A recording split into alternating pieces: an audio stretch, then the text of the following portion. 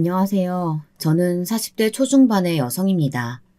제 얘기를 남한테 막 하는 편은 아니었는데 사람이란 힘든 일을 겪으면 이렇게 변하나 봐요. 저는 결혼이라는 것을 통해 아주 큰 경험을 하게 된 것 같아요.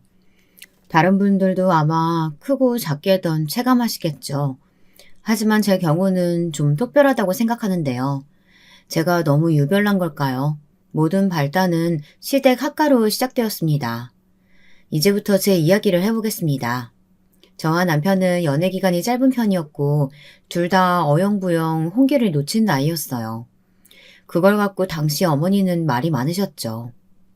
결혼들 할 거면 빨리빨리들 해서 양가 어른들도 멀쩡히 걸을 수 있는 나이에 손주들 좀 안아보게 해줘야지. 우리 정우 아버지 오늘 내일 하고 있는데 이렇게 애 태웠어야 쓰겄냐? 혜정이 너도 아버지가 편치 않으시다며. 그럼 시간들 그만 끌어야지. 하지만 전 불만이었던 게 있었습니다. 저는 그럭저럭 준비가 되어 있긴 했어요.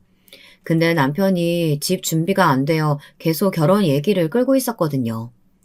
당시에 우리들은 웬만큼 정도 들었고 결혼 생각이 없진 않았는데 말이에요. 내가 지금 준비가 안 되어 있어서 아무래도 자식은 나 하나밖에 없고 아버지 병원비로 돈 들어갈 일이 많다 보니까 괜찮은 집 하나 얻기가 힘드네. 우리 둘이서만 살 게 아니라 애기 생각도 해야 되잖아. 이쯤엔 저도 결혼 생각을 약간 조급하게 했던 게 저희 아빠도 몸이 안 좋으시고 외동인 제 걱정이 많으셨어요. 저희 친정엄마가 일찍 돌아가셨거든요. 망설이던 차에 어머니가 이런 대안을 내놓으셨답니다. 그러지 말고 그럼 우리 집에서 결혼 생활을 시작하면 되잖냐. 어차피 니들 애기 낳을 거 아니야. 애기 낳으면 내가 봐주면 되고 주변에 친구들 보면 죄다 그리들 살더만. 이러나 저러나 애 봐줄 만한 집 근처로 얻어서 살 텐데 그럴 거면 우리 집에서 같이 살면서 시작하면 되는 거잖아. 안 그래? 뭐 때문에 1, 2년씩이나 미루냐고. 그런다고 돈이 1억씩이나 모아지냐? 생각해보면 그때 저는 그런 결정을 하면 안 됐는데 나이가 30대 중후반이 되다 보니 조급했던 것 같아요. 주변에 임신이 안 되는 친구들이 적지 않았거든요. 혜정이 너는 결혼하자마자 신혼 이런 거 누릴 생각하지 말고 바로 애부터 가져. 여자는 30대 넘겨서 결혼할 거면 무조건 애기 생각부터 빨리 해야 돼. 신혼 못 즐겨도 어쩔 수 없어. 애 안 생겨서 조마조마하면서 보내는 신혼은 신혼이 아니야. 나중에 애 키워놓고 즐겨도 돼. 이 말이 너무 뼈저리게 느껴져서 얼른 결혼을 해야겠다 싶었죠. 그런데 이때 아버님이 돌아가시면서 다시 일정이 미루어졌는데요. 어머니는 그때 엄청 속상해 하셨어요. 싸게 싸게 얼른들 하라니까. 결국엔 정우 아버지는 결혼식장에 서보지도 못하고 저렇게 보내니 원. 더 말할 것도 없어 이제. 얼른들 들어와서 살 생각들 해라. 그래하여 우리는 속전속결로 결혼식을 치르고 시댁에서 학과 생활을 하게 되었답니다. 헌데 이때도 어머니는 안방은 내어주지 않고 옆에 있는 작은 방을 주셨어요. 이때 전 좀 답답했던 게 제 돈으로 차라리 대출을 엄청 안고서 집을 얻었어야 했나 싶었답니다. 여보, 이 방에서 지내기 너무 답답하지 않아? 부동산 알아봤을 때 이 주변에 20평대 빌라들도 많더만. 나도 1억 정도 되는 현금 있고 당신 돈 얼마 좀 합쳐서 대출 좀 많이 끼더라도 그렇게 집 얻었어도 좋았을 것 같아. 그러자 남편은 미안해하면서도 조금은 확고하게 말하더군요. 그건 나도 많이 알아봤는데 우리 나이에 빚 그렇게 끼고 결혼해서 언제 갚고 애는 어떻게 키우겠어. 그거 잘 저금하고 모아서 잘 살아야지. 그리고 어머니 말도 맞잖아. 애 낳으면 같이 살면서 봐주시는 게 훨씬 절약되지. 돈이 부족하니까 우리는 더더욱 이쪽으로 생각해야 돼. 그건 알겠는데 좀 그러네. 우리 둘이 머무는 방도 너무 작고 좀 그렇다는 얘기야. 우선은 남편이 이 부분에 대해서 미안해하는 기색이 있으니 저도 넘어가게 되었어요. 제대로 확실하게 상의가 된 것도 아닌 학과 생활이었지만 저는 이때 6개월간은 직장을 다니고 있었거든요. 그때 어머니랑 부딪힐 일이 별로 없어 대충 넘기기만 지냈어요. 문제는 그 이후부터였답니다. 너네도 이제 슬슬 애기 준비해야 되지 않겠어? 벌써 언제야? 계절이 2번은 바뀌었잖아. 그럼 얼른들 병원도 좀 다녀오고 애기 가질 생각들을 해야지. 밥 먹다가 확 튀어나온 이 얘기에 저는 좀 당황스러웠어요. 그래서 우선은 제 생각을 말했는데요. 별로 시원치 않게 받아들이시더라고요. 안 그래도 저희 병원도 다녀보고 있어요, 어머니. 둘 다 나이가 있으니까 아무래도 쉽지가 않더라고요. 여차하면 시험관 생각도 하고 있고요. 아무튼 노력하고 있어요, 어머니. 에그머니나 그 시험관인가 뭔가 돈 몇백씩 드는 거 아니냐? 니들끼리 노력을 먼저 하고 병원을 다니던가 해야지. 그거 순전히 다 돈 뜯어먹는 거야. 돈 아끼겠다고 같이 살면서 그런 데다가 돈 다 쏟아부으면 그게 뭐냐? 어머니는 이렇게 제가 한두 마디 하면 곱하기 10배로 쏟아내는 분이라 말문이 자꾸 턱턱 막히더라고요. 저도 내심 걱정이 되어 산부인과를 방문했는데 확실히 임신이 쉬운 단계는 아니었어요. 남편도 권유해서 같이 검사를 받았는데 우리 둘은 꽤 갈 길이 먼 케이스더라고요. 이때 많이 속상했어요. 이건 둘이 같이 노력해야 되는 문제인데 당신도 알다시피 어머니도 엄청 애기 원하시잖아. 그니까 말씀 잘 들여봐. 시험관에게는 어머니가 이해하셔야 돼. 그렇게까지 돈이 드는 것도 아니고. 그건 알았어. 내가 잘 말해줄 테니까 당신은 너무 걱정하지 마. 하지만 어떻게 뭐라고 말했는지는 모르겠으나 어머니는 여전히 모르는 사람인 것처럼 행동하시더라고요. 저는 아기 준비를 하는 몇 년간 몸도 힘들었지만 어머니의 구박으로 인해 정말 사람답지 못한 생활을 했어요. 한번 들어보실래요? 기억나는 일은 허다하지만 그중 첫 번째를 말해보겠습니다. 시험관으로 첫 시도를 했을 때 잘 안 돼서 저는 무척 우울한 감정이 들었어요. 그런데 어머니는 그때 결과를 들으시더니 이렇게 말하시는 거예요. 엄마 될 몸이 안 좋으니까 뭘 집어넣고 약을 발라도 안 되는구만. 그러니까 어른들 말을 그렇게 들으라고 잔소리를 하는 거야. 내가 진즉 일찍들 결혼하라고 했잖아. 공연히 돈만 쏟아붓고 그러더니 이게 무슨 꼴이냐? 너는 내 말 잘 듣고 살아야 돼. 아휴, 당시에 이 말이 얼마나 모질게 느껴지던지 정신을 못 차리겠더군요. 그래도 전 가뜩이나 좁은 그 집에서 어머니랑 부딪히고 싶지 않아서 참았는데요. 어머니는 저와 거리가 생기는 걸 조금도 허용치 않으시더라고요. 갑자기 이런 부탁을 하시는 거예요. 이번에 휴일 끼고 연달아서 하루 더 쉬잖냐? 나 나가는 식당은 그때가 아주 제일 징글징글하게 바빠.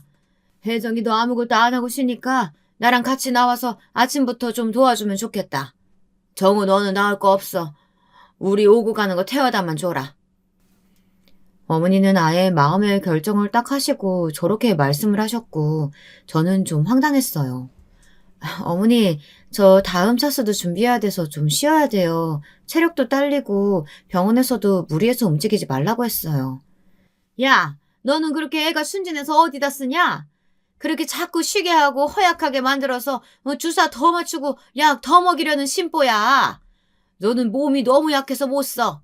더 움직이고 이래서 빠릿빠릿하게 만들어놔야 애도 잘 들어서는 거야. 맨날 그렇게 우거지상하고 비실비실거리니? 그러니까 안 생기는 거지. 얘기가 점점 산으로 가니 이럴 땐 남편이 간신히 붙잡더라고요. 아, 엄마, 그러지 말고 나도 같이 가서 도울게. 일단은 애기 생기는 게 먼저잖아. 그날 그렇게 바빠? 어이씨구, 마누라 편드는 거냐 지금 너? 네 애미 앞에서? 나는 무릎도 아파 죽겠고 니들 같이 살고 먹인다고 밤낮 없이 일하고 집어서도 바쁘게 움직인다. 아휴, 아주 꼴 보기 싫어 죽겠네.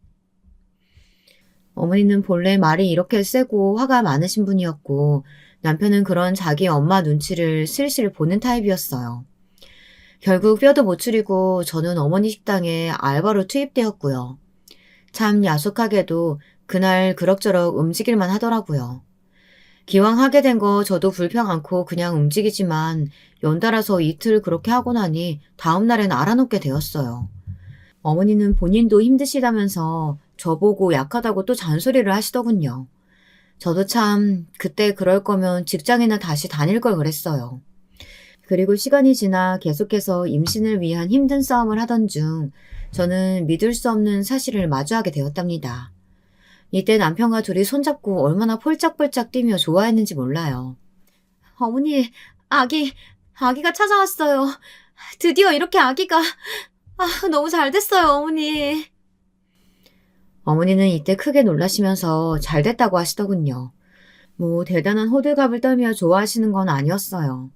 하지만 제 기분이 너무 좋으니 어쩔 줄 모르겠더라고요. 너무 어렵게 얻은 아기라서 한창 조심스럽게 움직이기도 했고, 이때는 어머니나 남편 다 대충 협조해주는 분위기였어요. 뭐 필요한 거 있으면 말해. 내가 사다 줄게. 당신은 누워만 있어. 아무것도 안 해도 돼. 이렇게 남편이 다 맞춰주는 날들을 얼마간 경험하며 새삼 새로운 생명의 소중함도 느끼고 임산부로서 기분도 아주 소중히 누렸는데요. 불행히도 그 시간은 제게 오래 머물지 못했어요. 여보, 우리 애기가 갔대. 자리 잡은 줄 알았는데 어떡해? 저는 이 말을 전하며 정말 가슴이 찢어지는 걸 느꼈어요.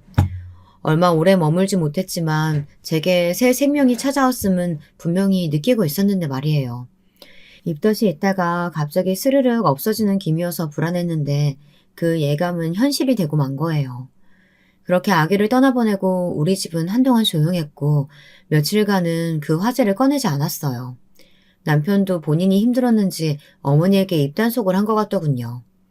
저는 좀 더 그 상황에 집중해서 잘 이겨내고 싶었지만 무기력하고 우울감이 심해졌어요. 하지만 이때 어머니는 빨리빨리 힘을 내야 한다는 명목으로 저에게 채찍질을 하시더군요. 자기 자식이 아니라서 그런 걸까요? 어머니에게 딸이 있었다면 모를까 어쩜 이렇게 사람이 냉정한 걸까요? 그렇게 울고 뒤집어 쓰고 있는다고 간애가 또 오는 것도 아니고 니들은 참 그런 걸로 일일이 울고불고 할 정도로 여유도 많다. 우리 때는 그런 일들 숱하게 많았어. 빨리 움직여야 애도 다시 들어서고 그러는 거야. 너도 이제 좀 착착해. 시애미가 집에 있는데 아침에 다 뜨고 일어나서 기어나오는 게 말이 되냐? 내일부턴 꼬박꼬박 다시 움직여. 저는 너무 기가 막히고 의욕도 안 생겨서 답답했지만 저도 마냥 이러고 있을 순 없어서 슬슬 움직였어요. 하지만 이때 제 의사와 다르게 잠은 쏟아져 내리는데 정말 정신을 못 차리겠더라고요. 어머니, 저 아직 몸이 안 좋아서 마늘이랑 양파 이것만 다듬고 들어가서 눈 좀 붙일게요. 잘 쉬어야 된다고 병원에서 말씀하셔서요. 그놈의 쉰다는 말 좀 제발 좀 그만해라. 네가 암만 힘들어봤자 나이 먹은 나랑 똑같냐? 병원. 지금 의사 선생이 네 시애미보다 잘났다 이거야? 잘난 의사 선생이 이렇게 말하시니까 나보고 말 들어라 이거냐고? 어머니는 대체 뭐가 그렇게 저한테 맨날 화가 나시는 건지 저런 야단이 조용할 때는 제가 아기를 가졌을 때 그리고 보낸 직후 며칠간 뿐이었어요. 그러면서 제가 집에서 생활하는 모습들을 일일이 감시하시고 잔소리가 끊이지 않았답니다. 생각해보면 저도 참 용케 버텼어요. 결혼이랄 게 대체 뭐고 시부모란 존재가 뭐길래 저런 대접을 받고 가만히 있었던 걸까요? 하지만 저도 이후로 슬슬 소리를 내게 되었으니 저희 친정아빠가 병원에 입원하게 되시면서부터였어요. 제 부모의 일을 마주하게 되니 더 이상 참긴 힘들더라고요. 어머니, 저희 아빠 아프셔서 어제 입원하셨어요. 한동안은 제가 왔다 갔다 하면서 아빠 챙겨드리고 요양원도 알아봐야 할 것 같아요.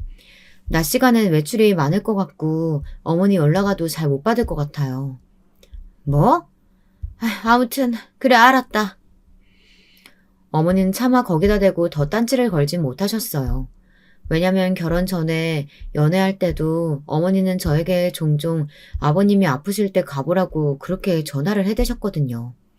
예비 시아버지인데 인사드리는 식으로 했고 저도 그때 순순히 다니긴 했었고요. 하지만 아니나 다를까 제가 친정에 드나드는 꼴을 곱게 못 보시더라고요. 이거는 남편을 통해 시키신 말이에요. 장인어른이 많이 안 좋으셔? 나도 한번 가봐야 되는데 계속 퇴근이 늦어서 시간이 안 맞네. 당신이 진짜 수고가 많아. 그리고 어머니가 한번 이번에 여행 좀 가고 싶다고 하시더라고. 셋이서 가면 좋겠는데 일정 많이 바빠? 여행? 무슨 여행인지 모르겠지만 나는 당장 그렇게 낼 시간이 없어. 지금 아빠 돌볼 만한 사람이 나밖에 없는데 가끔 고모나 작은아빠, 큰아빠랑 연락하시며 같이 신경을 쓰고 있지만 직계가족은 나뿐이잖아. 이런 식의 여행은 무리야. 어머니도 우리 아빠 아픈 거 아시는데 여행 얘기를 꺼내시는 거야?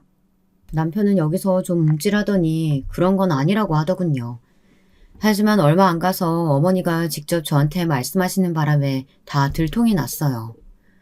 남들은 그렇게 자식 며느리들 데리고 여행을 간다는데 뭐 얼마 멀지도 않은 저기 강원도 좀 어디든 놀러 가면 좋겠구만. 내가 정우 아버지 보내고 여지껏 어디 한 군데도 가지를 못했어. 너 시간 좀 빼보면 안 되냐? 저는 이때 확 기분이 상해서 어렵다고 말했고 어머니는 이때 엄청 기분 나쁜 표정을 지으시더군요.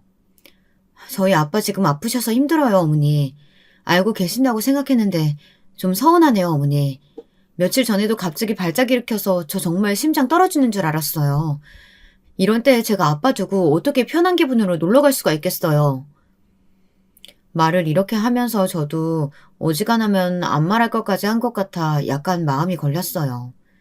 어머니는 보통 기분이 나쁜 게 아니었는지 인상만 확 쓰고 대답을 안 하시더군요. 그런데 이후로 저에게 정말 쓸데없는 걸로 트집을 잡으시더군요. 저도 당시에 실수를 한 게 있긴 했는데 이걸로 남편과 어머니 둘이서 저를 그렇게 몰아세울 줄은 몰랐어요. 여보, 혹시 빨래들 다 바닥에 널브러뜨리고 그냥 나갔어? 창문도 다 열어놓고? 엄마가 집에 와서 집에 도둑 든 줄 알았다고 엄청 난리야. 놀라서 엉엉 우셨다잖아. 혹시 당신은 모르는 일이야? 저는 이때 깜짝 놀란 게 이게 제가 한 일이 맞기는 하거든요. 엄청 당황해서 막 수습을 했어요. 어머머, 내 정신 좀 봐. 고모 전화 받고 너무 놀라서 뛰어나가느라 그랬나 봐. 미안해. 내가 어머니께 전화 드릴게. 그런데 이때 남편이 그냥 넘어가 주지 않고 뭐라고 하는 거예요. 있잖아. 장인어른 신경 쓰는 건 좋아. 나도 알겠는데 너무 나랑 어머니랑 같이 사는 생활을 등한시하는 것 같아. 아침 저녁 준비하는 건 당신이 이제 슬슬 하면 안 될까? 나도 와서 같이 도울게. 뭐? 나 우리 아빠 챙긴 지 지금 얼마나 됐다고. 결혼일에 내가 쭉 해오던 거 당신 잊었어? 다른 때도 아니고 아빠 아프셔서 그러는 건데. 그리고 어머니가 준비하실 때 내가 가만히 있었어? 같이 했잖아. 그걸 나보고 오롯이 다 혼자 하라는 거야, 지금? 그 와중에 나는 시험관 다시 하고 있고 고생도 하고 있는데. 당신 고생하는 거 안다고 했잖아. 모르는 거 아니라고. 근데 정말 조금만 신경 써달라는 거야. 나랑 어머니 생각도 좀 해달라고. 전화를 끊고 저는 너무 이상한 기분이 들었어요. 결혼해서 나는 내 몸도 못 챙기고 남편과 어머니 그리고 아기 갖기에만 그렇게 신경 쓰며 살아야 한다는 게 이날 어머니에게 저는 전화를 걸었다가 대차게 욕을 얻어먹고 나름의 결심을 하고 남편에게 말했어요. 나는 요 근래 큰 결심을 하게 됐어. 내가 우리 아빠 돌보는 것도 눈치 봐야 하고 애 가는 것도 온전히 신경을 못 쓰고 이러느니 분가해서 사는 게 나을 것 같은데 당신 의견은 어때? 뭐? 왜 결론이 그렇게 가는 거야? 내가 그렇게 무리한 부탁한 건 아니잖아. 당신 진짜 너무 극단적이다. 이 말에 저는 심히 정이 떨어지고 남편이 달리 보이더라고요. 감정이 격해진 저는 이판사판 저 역시 좀 생각 없이 말을 던졌어요. 여지껏 3년 같이 살면서 내가 할 도리 못한 게 뭐야? 그럼 당신도 하나는 결정해. 나 이제 지쳤어. 애기 갖는 거 이제 포기할까 하거든. 둘이 똑같이 나이 먹고 고생하는 건데 이렇게 나만 몸 아프고 그건 당신이 알아주지도 않고 안 하고 싶어.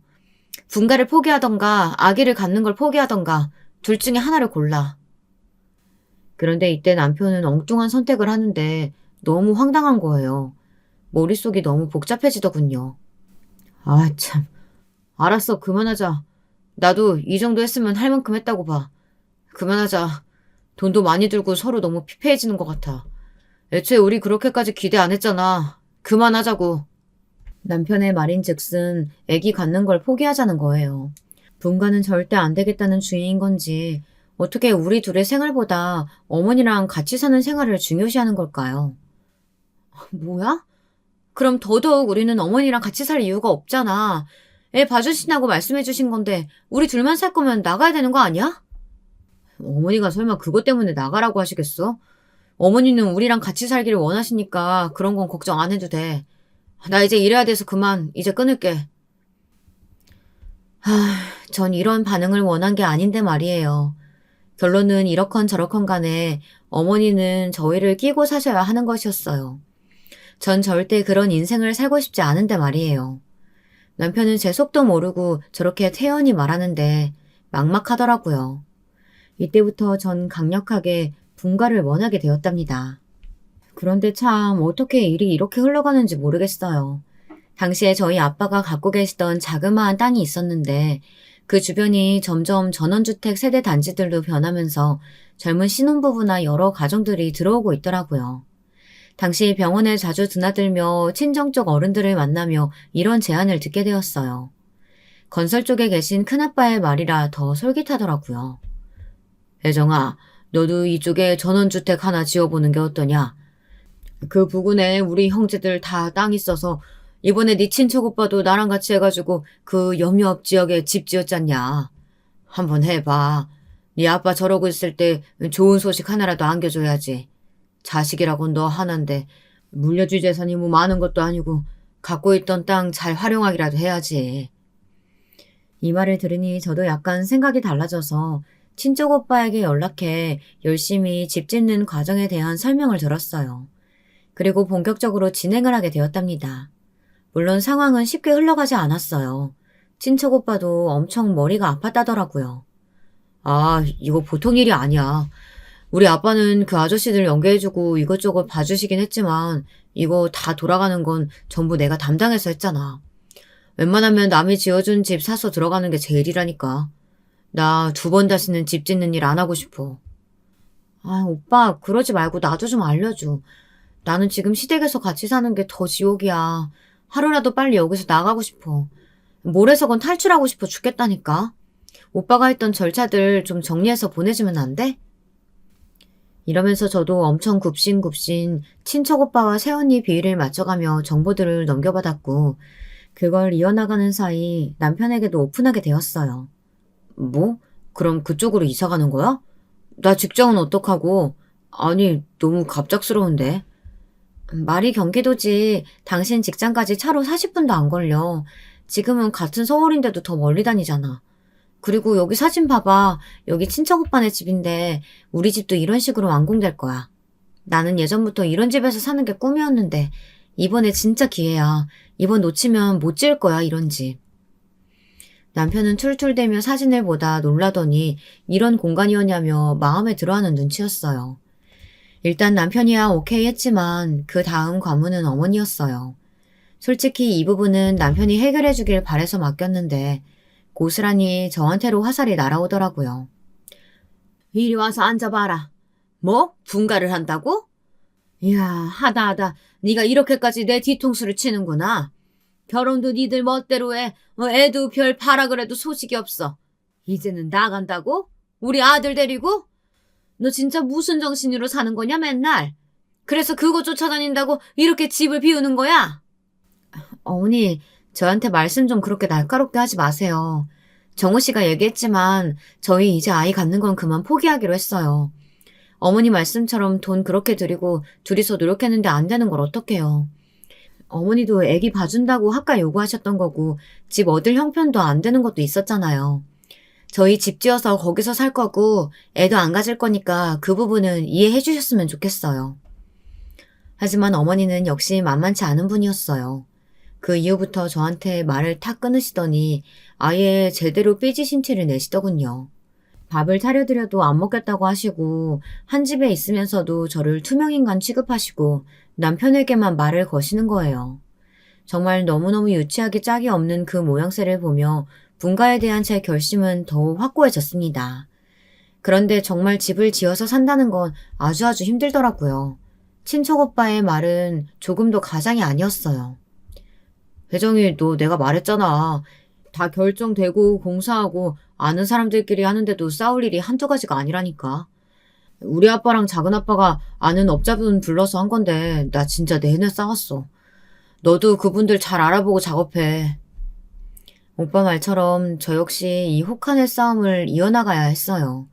제가 운전을 못했다면 어땠을지 끔찍할 정도로 당시에 몇 번이나 차로 오가며 점검하고 아저씨들이랑 싸우고 뭐하고 지역 기관 가서 허가받고 난리도 아니었답니다. 그 와중에 아빠께도 들려야 했고 한편으론 너무 죄송했어요.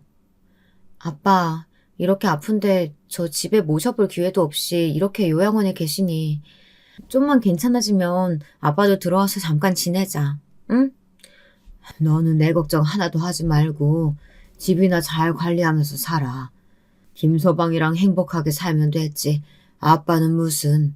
너도 이번에 돈 많이 들어가고 신경 쓸고 많잖냐. 너만 잘 살면 됐다. 이처럼 저희 친정아빠는 누워서 제 걱정뿐이신데 여기에 돈 보탠 것 하나 없고 저랑 핏줄도 아닌 어머니는 이 기간 내내 저를 정말 진저리나게 괴롭혔어요. 여기에 쓰기도 창피한 내용들인데 막 그런 거 있잖아요. 제 밥만 빼놓고 차린다던가 빨래도 빼놓고 한다던가 별의별 시위를 다 하시더라고요. 나 진짜 못 참겠어. 제일 나쁜 건 당신 같아. 왜 어머니가 대놓고 나 차별하시고 괴롭히는 거 알면서 그냥 지켜만 보고 있어? 내가 그런 눈칫밥 먹고 살려고 결혼한 거야? 당신이랑 어머니랑 도란도란 같이 살아줄 여자가 필요했어? 당신도 우리 새로 지은 집 가서 살고 싶다며. 그럼 어머니 이해시키는 건 당신 목 아니야? 나도 아는데 엄마가 너무 서운하다고 저번에도 펑펑 우시는데 어떡해. 너도 네 집에서 외동딸이지만 나도 외동아들이야. 엄마는 아버지 보내고 혼자 된 지 얼마 안 돼서 혼자 사시는 거 무섭다잖아. 와, 여기서 본심이 나오네. 결국 어머니는 본인 때문에 우리를 붙잡고 싶으신 거잖아. 어머님은 나이 드시고 시간 가는 거야? 나도 나이 먹고 당신도 나이 먹어. 나이 40 넘어 아이도 없이 부부끼리 사는 것도 평탄치 않은데 어머니랑 그렇게 평생을 살라고? 우리 아빠는 심지어 아픈데 저렇게 혼자 계셔. 뭐 자꾸 당신 생각만 해?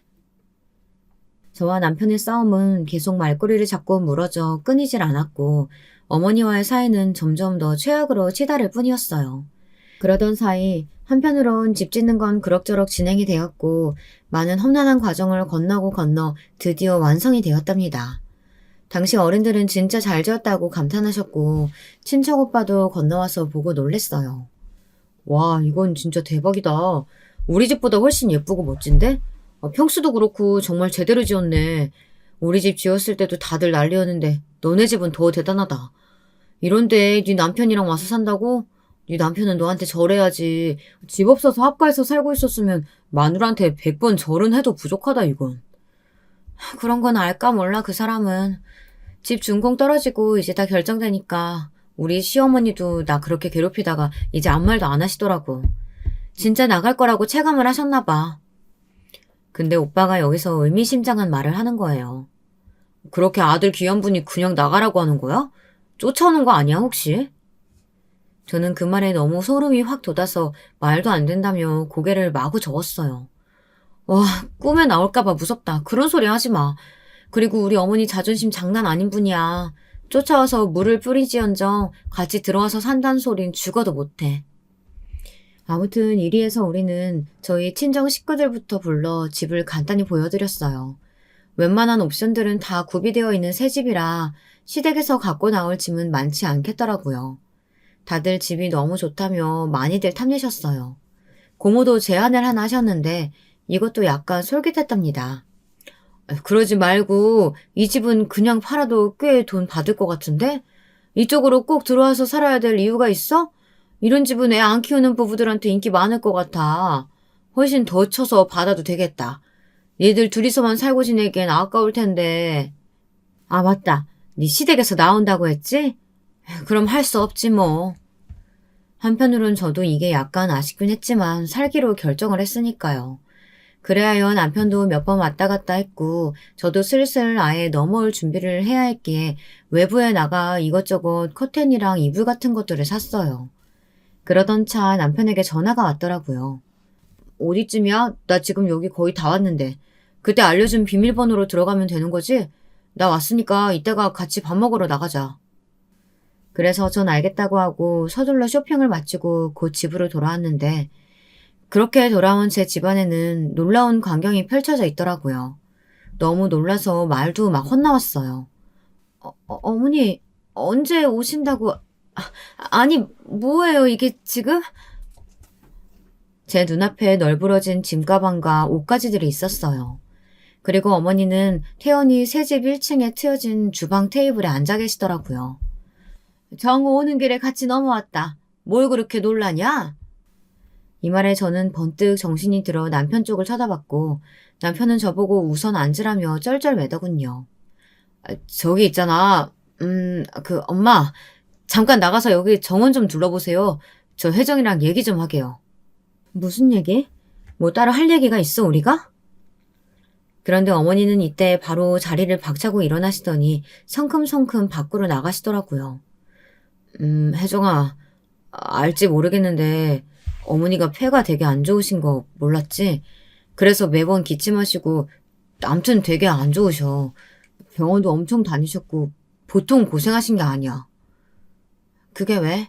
무슨 말을 하고 싶은 건데? 빨리 말해. 나 지금 기분 별로 안 좋아. 그러자 한창 머리를 마구 북적이던 남편은 끝내 저에게 이런 말을 뱉고 말았어요. 음, 어머니가, 어머니가 예전부터 이런 전원주택에 한번 살아보고 싶으셨다고 했었거든. 우리 여기 오는 거 알고 계속 부럽다고 하셨어. 그래서 저는 여기서 말을 끊을 수밖에 없었답니다. 당연한 거 아닌가요? 와, 지금 그래서 뭐야? 어머니 여기서 같이 사신다고? 이 집에? 왜? 나는 답부터 빨리 말할게. 안 돼. 절대 안 돼. 우리 계획에 없던 얘기야. 왜 그래야 되는데? 자기야, 너무 흥분하지 말고 일단 얘기만 좀 들어봐. 그렇게 화낼 게 아니야. 어머니 건강도 안 좋고 어차피 우리 계속 주기적으로 어머니 찾아뵙고 해야 되는데 멀고 번거롭게 왔다 갔다 하느니 여기 2층 공간도 있는데 겹칠 것 없이 같이 지내도 되잖아. 지금 그게 이유가 된다고 생각해? 이 집이 당신 집이야? 내가 갖고 있던 돈으로 대출 더 받고 당신은 추후에 보태겠다고 하지 않았어? 우리 친정에서 보태주고 우리 친정 땅에 당신과 조금도 상관없이 내 쪽에서 진행한 집이 왜 결론이 그렇게 나는데? 그러자 남편은 얼굴을 붉히며 매우 자존심 상한다는 듯이 이렇게 대꾸하는 거예요. 정말 제가 제일 싫어하는 최악의 남자상을 갖추고 말하더군요. 당신 지금 나 무시하는 거야? 내가 아무렴 사정이 좀 안 좋아서 못 보탤기로서니 그런 식으로 무시하듯이 말을 해? 분가도 갑자기 결정한 거고 나도 이렇게 일이 될 줄 몰랐다고. 미리 말해줬으면 나도 준비해서 보탰을 거 아니야. 아니. 지금은 그런 거 따질 새가 없어. 아무튼 무조건 그 얘기는 안 돼. 어머니 모시고 사는 건 아니야. 당신 그런 말 나한테 처음에 의논한 적도 없고 의논했었어도 안 돼. 나는 그 집에서 어머니랑 같이 사는 거 불편해서 나온 사람이야. 근데 내가 지금 죽을 고생 다 해가면서 이렇게 힘들게 짓고 준공 떨어졌는데 그 집에서 어머니를 또 모셔와서 살자는 게 말이 돼? 남편은 이때 아예 일어나서 계속 안절부절을 못하면서 제 눈치를 보며 말하더라고요. 딱 보니 이미 결정을 다 지은 듯한 꼬락선이었는데 불행하게도 이 예상은 딱 맞아떨어졌어요. 여보, 나랑 어머니 그냥 여기서 살자는 게 아니야. 이렇게 멋진 집 지었고 우리도 너무 좋게 생각해서 나는 지금 돈이 없지만 일단 어머니가 돈을 일부 보태시겠대. 그건 또 무슨 소리야. 어머니가 돈을 왜 보태시는데 그럴 필요 없다니까? 돈 조금도 안 주셔도 돼. 그냥 거기서 사시면 되는 거잖아. 여기서 남편은 저에게 또다시 충격적인 말을 던지더라고요. 심장이 무너져 내리는 줄 알았어요. 집 팔았어, 어머니 집. 팔았다고. 뭐? 멀쩡히 나왔잖아, 오늘. 그 집에서 우리 모두 다 집을 팔다니? 남편은 한창 더듬더듬 거리면서 어쩔 줄 몰라 하더니 결국 실토를 했습니다. 여기 보태신다고 그래도 한 8천 정도는 되시겠다면서 부동산에 내놓으셨어. 들어가려면 집도 얼른 처분해야 되니까 싸게 내놓으셨는데 연락이 왔더라고. 정말 저는 여기서 기절할 것 같더라고요. 와, 어떻게 그 생활에서 벗어나고자 안간힘을 썼는데 물론 그것 때문만은 아니고 제 오랜 꿈인 전원주택을 짓는 것이니 열과 성을 다했지만요. 그 집에서 제가 또 시어머니를 모시고 살게 될 거라곤 누가 상상이나 했을까요? 어머니 몸도 안 좋고 아버지 보내고 쓸쓸해 하시는데 갑자기 이렇게 우리까지 나가면 너무 힘드실 것 같아서 혼자 지내기 무섭다고 하시더라고. 그래서 반대하셨던 건데 아까도 와서 보시더니 집 역시 너무 좋다고 하시고 그래서 마음에 들어 하셨어. 같이 지내도 되겠다고 하시더라고. 여기서 저는 소름이 돋다 못해 욕이 나올 지경이 되었어요. 진짜 못 참겠더라고요. 당신 무서운 사람이다, 진짜. 그런 중요한 일을 나한테 묻지도 않고 결정을 했어? 어머니랑? 그리고 뭐? 몸도 안 좋으신 어머니 혼자 계실까봐 이렇게 꾸역꾸역 모시고 오는 거야? 그럼 우리 아빠는? 우리 아빠 병원 입원하시고 요양원 넘어가실 때 코빼기도 안 비쳤지, 당신? 그것마저도 어머니는 나보고 친정 꽁무니 쫓아다닌다고 욕을 하시더니. 와, 당신 이러면 안 되는 거야, 진짜. 너무 그렇게 몰아서 얘기하지는 말아주라, 좀. 내가 그러고 싶어서 그런 게 아니야. 어머니도 그때 아프고 예민하실 때고 나도 장인어른 한번 찾아뵙고 인사드렸었잖아. 전 분노가 치밀어서 이 인간 얼굴도 도무지 못 보겠더라고요. 웃기지 말아줄래, 좀? 고작 얼굴 한번 내비치고 도리했다고? 이 집, 이 땅 다 우리 아빠 거고 우리 친정에서 다 해준 거 아는 인간이 도리도 안 해놓고 이 집에서 살게 된 주제에 뭐? 당신 엄마는 혼자 두기 무서워서 데리고 들어와? 진짜 양심 없다. 와, 사람이 어쩜 이러냐, 진짜? 계속된 우리의 분쟁이 일어나는 가운데 어머니는 들어오셨고 저는 꼴도 보기 싫어 2층으로 올라와 버렸어요. 바로 저희 고모에게 전화해서 이 얘기를 했고 고모 역시 경악을 금치 못하시더군요. 세상에, 조카 사위 그렇게 안 봤는데 아주 당돌하고 맹목적이네. 널 뭘로 보고 하는 짓이라니? 아니 네 시어머니도 좀 그렇다. 며느리네 친정에서 준비한 집에 그렇게 몸만 쏙 들어온다고? 며느리랑 상의도 안 하고? 돈 8천을 보태? 장난하니? 그 집이 얼마짜린데? 두 입이 그냥 공짜로 들어오면서 어이가 없네. 고모, 나 진짜 어떡해요? 너무 열받아서 못 참겠어, 지금. 이 집에 발 디디고 있는 상태로 너무 짜증이 난다고요. 이러고 한참 고모랑 상의를 한 다음 내려온 저는 어머니 쪽은 쳐다보지도 않고 남편에게 말했어요. 오늘은 너무 갑작스럽게 오셔서 내가 마땅히 할 말이 없다. 우선은 우리 친정 어른들이 여기 좀 더 보시고 서류 작성할 것도 있다고 해서 오신다니까 자리 피해 주었으면 좋겠어. 좀 정신 없을 거고 여기 전체도 계속 둘러보셔야 하는데 당신 불편할 테니까. 다른 날 다시 와주라. 아직 할 게 많아서. 이렇게 말하고 저는 올라가 버렸고 캐리어를 1차적으로 끌고 온 남편과 어머니는 잠시 후 문 밖으로 나가는 게 보이더라고요. 그러는 사이 저는 머리를 싸매고 많은 고민을 했어요. 여기서 시간을 보내던 중 고모와 친정 어른들과 많은 통화를 했고 그 사이 남편에게 또 연락이 왔답니다. 저기 우리 언제 들어가도 돼? 애매하게 시간이 떠서 우리도 지금 집 정리하고 옷 쪽은 있는데 이삿짐도 보내야 하고 어머니도 좀 궁금해하셔서. 뭐? 이삿짐을 보내? 내가 언제 그러라 그랬어? 난 안 된다고 얘기했잖아. 자리 피해달라고만 한 게 아니야. 나는 어머니랑 살 생각이 없다니까? 아, 참. 나는 당신이 다 이해한 줄 알았는데 자꾸 이렇게 답답하게 할 거야? 집을 팔았다니까? 맨몸으로 들어가시는 거 아니고 8천이나 보태주신다잖아, 어머니가. 전 이때 전화를 확 끊어버리고 얼마간 고민했던 얘기를 곧장 전화해서 말했어요. 이삿짐이고 뭐고 알아서 하고 나는 책임 없어. 우리 이혼하자. 나는 당신이랑 이혼할 거야. 어머니랑 평생 그렇게 같이 살면 돼, 당신은. 뭐? 와, 당신 지금 그게 할 말이야? 미친 거 아니야? 어떻게 맨정신에 그런 말을 해? 이혼하라고? 지금 나랑 어머니랑 어떤 상태인지 알아? 그걸 왜 내 탓을 해? 내가 언제 집 팔고 뭐 하라고 했어? 나 빼고 어머니랑 당신이 정한 일이잖아. 그래서 어머니가 한창 내가 나간다고 할 때 더 뭐라 안 하고 조용하셨나 보네. 뒤에서 이렇게 당신이랑 작당하고 말이야. 그렇게 자꾸 나눠서 할 말이야? 가족이잖아. 가족이 돼서 같이 터전을 옮기는 건데 그렇게 야박하게 말할 거야? 전 이때부터 남편이 너무너무 진절이 나고 이혼을 결정한 것에 대한 확신을 얻게 되었어요. 당신 장난이 지나치다. 농담 좀 그만할래? 가족이라고? 가족이랍시고 어머니가 하신 일들, 당신이 방치한 내 고생을 좀 떠올려 보기나 해. 이 집과 당신 가족으로 사는 것 중 하나를 선택하라면 나는 당연히 이 집이야. 가족이란 얼토당토 않는 이름으로 얽혀서 내 집에서 왜 어머니랑 같이 살며 고생하고 눈치를 봐야 돼? 아참, 그리고 이 집은 팔아버렸어. 그 누구의 것도 아니니까. 이제 미친 소리 좀 하지 말고 곱게 이혼이나 해줘. 이렇게 끊어버린 뒤 예상했던 대로 어머니는 전화를 수십 통을 걸어대시더군요. 전 안 받았어요. 급기야 그 다음날 우리 집에 쫓아온다고 문자를 보내셨길래 저도 답장을 했어요. 저는 이미 부동산에 집 내놔서 없고 여기 저희 친정 어른들이랑 업자들만 왔다 갔다 할 테니 오시던지 마시던지 마음대로 하세요. 어머니가 여기 와서 이 집 갖고 주장하실 수 있는 게 뭐가 있는데요? 이 말처럼 저는 실제로 집을 내놨었어요. 안 그래도 이 집에 군침을 흘리던 여기 지역 카페에 사람들도 많았는데 부동산과 더불어 지역 커뮤니티에 올리니 아주 문의가 불티나게 오더라고요.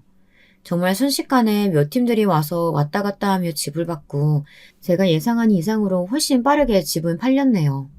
모든 것이 옵션으로 구비된 이 집에 제가 어차피 당장 사다 둔 물건도 얼마 없다 보니 정리하는 것도 그리 늦되지 않더라고요. 시댁에 있었던 제 짐이야 진즉 정리할 거 하고 치웠기 때문에 그 집에 제 물건은 없었고요. 하여간 이혼으로 결정나고 일을 진행할 때에도 남편과 어머니는 아주 악에 받쳐 있었어요. 초반에는 저한테 아주 빌고 오열을 하고 통곡을 했는데요. 집이 팔렸다는 걸 확인하고 나니 이것들이 완전 눈이 돌았더라고요. 나 이렇게 그냥은 이혼 못해줘. 당신 모든 상황을 알면서 그냥 묵인한 거야, 당신은. 완전히 나랑 어머니를 싼 값에 집 내놓고 거리에 나앉게 만들었어. 그 집에서 내가 살고 어머니 모실 계획 아니었으면 그 가격에 내놨을 집 아니라고.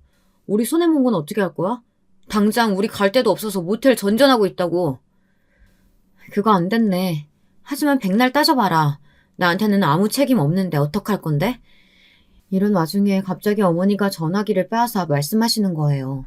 진짜 어디 무슨 도둑도 아니고 어떻게 이런 말을 할 수가 있나요?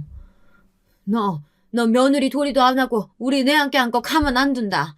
너 그 집 팔았다고 했지? 그럼 반이라도 내놔. 그 집 한 10몇억 한다고 하지 않았냐? 그럼 좋아. 반이라도 보내. 그게 네가 사람으로서 하는 도리야. 인간이면 그렇게 해야 된다고.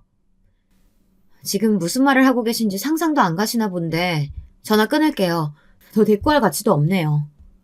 하지만 이 노인네는 정말 제대로 도끼가 들어 저한테 장문의 문자를 보냈더라고요. 줄줄줄 뭐라고 쭉 적어서는 뭐 고소를 하겠다, 소송을 하겠다고 적어서 보낸 거예요. 그래서 저도 곧장 받자마자 전화를 걸었어요. 저도 그럼 1번부터 나열하면서 쭉 청구해볼까요?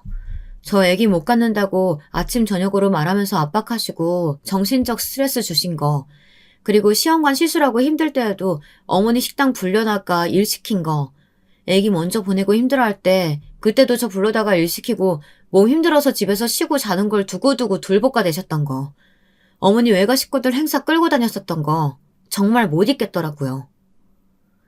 어머니는 제가 따박따박 받아치니 어버버 어쩔 줄 몰라 하셨고 저는 계속 받아쳤어요. 솔직히 말해서 며느리 쥐어짜고 구워 삶아서 애 못 가는 환경 만드신 건 어머니 아니에요? 저 그때 너무 고생하고 스트레스 받았던 거 잊지도 못해요. 그래서 참다 힘들어서 제 집 갖고 나오려고 했는데 뭐요? 제 집에 어머니랑 정우 씨가 기여한 게 뭐가 있는데 본인들 재산인 것 마냥 반을 달라고요? 미치신 거 아니에요? 이때 옆에서 남편이 스피커폰으로 같이 듣고 있었던 건지 전화기를 뺏어다가 저한테 마구 화를 내더라고요.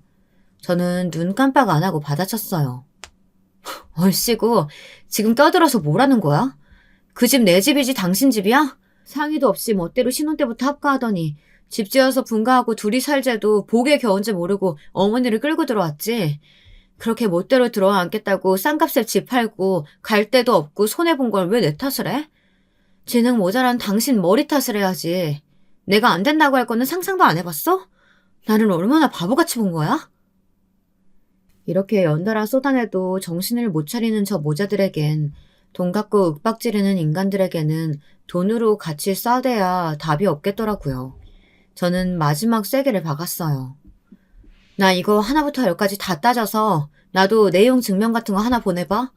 어머니의 만행이며 당신이 방치하고 이번에 이렇게 일 벌려서 들어오고 어머니 지금 나한테 집 한 돈 반 내놓으라고 한 것까지 녹음 따서 똑같이 나도 윽박질러 보냐고. 그럼 돈 분할은 어림도 없는 데다가 당신이랑 어머니가 나한테 피해 보상해야 될 수도 있어. 내놓을 돈이나 있고? 그러자 남편은 콧바람을 연신 싸대며 승질만 내더니 멍청하게 웅얼거리다가 전화를 끊어버렸어요. 정말 희한할 정도로 그 뒤부터는 이혼 절차 외에 쓸데없는 연락은 없었고요. 그렇게 무던히 이혼을 했네요. 정말 얼마나 거지 같은 상황이 되었길래 제 돈 어떻게든 더 타가려고 혈안이 되었던 걸까요? 아무튼 제 집은 나이띠가 좀 있으신 부부가 들어오셔서 아주 감격하시며 좋은 가격대에 사셨고요. 저는 그 돈으로 잠깐 고문에서 지내다가 다시 서울 쪽으로 새 집을 얻었어요. 아빠 요양원과 교통편으로도 가까운 곳이라 오가기 편하고요. 저의 작업실 겸 집이 되어줄 넉넉한 아파트에서 혼자 살아가고 있답니다. 40대에 혼자가 되어 살아가게 될 줄 30대에는 몰랐지만 저는 전혀 후회하지 않아요. 제 결정에 확신을 갖고 싶어 정리하는 마음으로 쭉 써보았고요. 전혀 새로운 기분을 갖고 열심히 살아보려고 합니다. 여기까지 제 이야기 들어주셔서 감사합니다. 모두 건강하세요. 여러분, 두 번째 사연 시작하기 전에 좋아요, 구독 꼭 눌러주실 거죠? 그럼 두 번째 사연 바로 시작합니다. 안녕하세요. 사연 채널 애청자입니다. 사연 채널을 듣다 보면 어느 날엔 울고 어느 날엔 웃기도 합니다. 다른 사람들의 삶을 듣고 있노라면 어느 부분에서 제 삶과 맞닿아 있다는 생각이 드는데 그래서 그런가 봅니다. 저만 힘들게 살아왔다 생각했는데 타인의 이야기를 들으며 위로받고 제 아픔을 공감받을 수 있어 좋습니다. 오늘은 제 이야기를 해볼까 하는데 창피하긴 하지만 누군가에게 한 번은 글로 꼭 전해주고 싶었던 이야기입니다. 끝까지 들어주시면 고맙겠습니다. 많은 분들이 어린 시절을 나열하시던데 저는 사실 어린 시절에 대해 그다지 말할 게 많지 않습니다. 왜냐하면 추억도 기억도 모두 흐릿하거든요. 나이가 드니 잘 생각이 안 나는 탓도 있겠지만 그보다는 어린 시절 워낙에 불우했던 가정환경에서 자라다 보니 일부러 뇌에서 제 자신을 보호하기 위해 많은 기억을 지우고 자란 것 같습니다.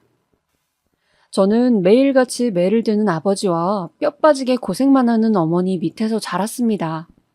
저를 비롯해 저희 집은 사남매였고요. 형편은 빠듯하지 집안은 늘 형제들 어머니 비명소리로 가득하지. 그러다 보니 하루라도 마음 편할 날이 없었습니다. 그저 전쟁통이었죠.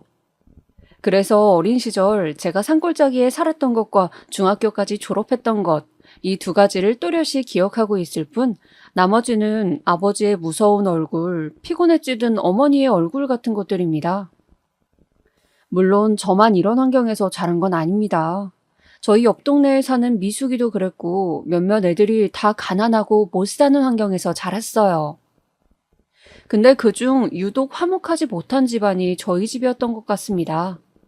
그러다 보니 다들 나이가 들고 나선 뿔뿔이 흩어져 연락도 잘 안 되었고 명절날 되어서도 모이기가 쉽지 않았습니다. 아무도 아버지를 다시 보고 싶어 하지 않았으니까요. 그래도 저는 어머니가 보고 싶어 한 번씩 고향에 내려가곤 했습니다. 저는 고향이 전주인데 성인이 되고 나선 일을 하기 위해 아는 언니를 따라 수원으로 올라갔습니다. 언니가 부모님 집 근처에 미용실을 차린다고 했는데 같이 오면 저에게도 미용 기술을 알려준다고 했거든요. 그래서 언니 일하는 곳에서 가위질을 배우며 손님들 머리를 매만지고 하며 돈을 벌었죠. 그러다 그 미용실에서 남편까지 만나게 되었습니다. 남편은 저희 집에 자주 오던 단골 손님이었는데 늘 언니에게 머리를 맡기다 어느 날은 저 머리 좀 잘라주실래요? 하고 저한테 부탁을 하더군요. 저는 머리를 정성껏 잘라드렸고 남편은 만족했는지 그 다음부턴 저에게 계속 머리를 맡기었습니다. 밥값 하니 다행이다 싶어 저는 나름 자부심을 느끼고 있었죠. 근데 언니는 어느 날 저 남자 너한테 관심 있는 것 같아 하며 이상한 말을 하더군요. 머리만 자르고 칼같이 가는 저 사람이 왜 저에게 관심이 있겠냐며 아니라 둘러댔지만 그 당시에 절 생각해보면 눈치라곤 하나도 없는 풋내기였습니다. 남편은 그런 식으로 은근슬쩍 저에게 마음을 표현한 거였지만 몇 번이나 같이 식사를 하자고 할 때까지도 몰랐습니다. 그저 나를 편하게 생각하나 보다 그 정도로 생각했죠. 머리 만져주다 보면 이런 얘기 저런 얘기 편하게 하니까요. 그런데 남편이 어느 날은 시무룩한 얼굴로 묻더라고요. 제가 싫으세요? 네? 아니, 그냥 밥만 먹고 아무 말씀이 없으셔서요. 저는 그냥 밥 먹자 해서 온 건데. 그럼 제가 싫으신 거군요. 남편은 몇 번을 밥을 먹어도 제가 이야기를 들어주기만 할 뿐 별말이 없자 그렇게 묻더군요. 그때서야 저는 이 사람이 나한테 관심이 있었구나 하고 깨달았습니다. 그리곤 황급히 죄송하다고 하며 딱히 연애할 생각이 없다 거절했죠. 왜냐하면 당시 저는 돈을 벌고 다시 고향으로 돌아갈 생각이었고 거기에 제 미용실을 차릴 생각이었거든요. 남편은 사법고시를 준비하는 고시생이었고요. 서로 갈 길이 다르니 어차피 이루어질 수 없는 인연이라면 여기서 정리하는 게 맞다고 생각해 그렇게 말했습니다. 우린 안 맞는 것 같네요. 서로 다른 인연 찾아봅시다. 근데 남편은 제 계획을 알고도 끝끝내 저를 쫓아다녔습니다. 오히려 마음을 표현한 이후론 더 적극적이었어요. 어느 날 제 생각이 났다며 손님들 다 있는 앞에서 꽃다발을 바치기도 하고 주말엔 집 앞에서 하염없이 저를 기다리기도 했습니다. 근데 그런 남편의 정성과 노력이 몇 년 이어지니 저도 어느 순간엔 눈이 맞아버렸죠. 10번 찍어 안 넘어가는 나무 없다 속담 아시죠? 제가 아마 그 넘어간 나무였던 것 같습니다. 아무튼 남편과 그렇게 연인이 되고 결혼으로 이어지기까진 오래 걸리지 않았습니다.